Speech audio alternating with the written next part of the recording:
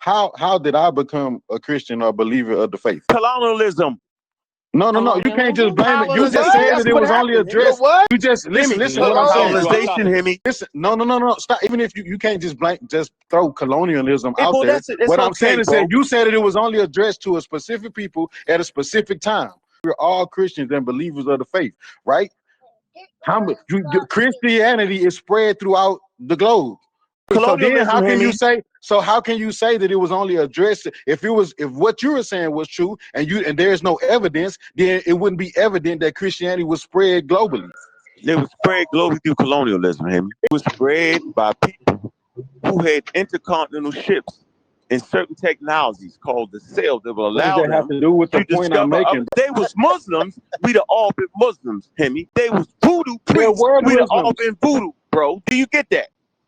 That's not There hard to were. understand, though, Hemi. But how has my life been transformed by it? Hemi, I didn't grow up over there. Hemi, listen, if we was born in the Muslim world, we'd be Muslims. If we was born in the indigenous place in the Amazon, we would be that. I'm saying there's nothing wrong with that, Hemi. She would be a man. Hemi, so you saying you don't understand colonialism and what religion they spread? You don't have a document that will say whatever nation we find is not Christian, we can enslave and bring them to Christ. That was part of the mandate. You know they didn't want us to be Christians, right? True, Hemi, that's what you said, Hemi. That is true. Hemi. Yeah, they didn't want us to be Christians because of the laws back then. They thought that if they allowed us to be Christians and get baptized and stuff, then we would be able to be free. The problem is that doesn't mean that they actually tried to convert the Negroes to being Christians.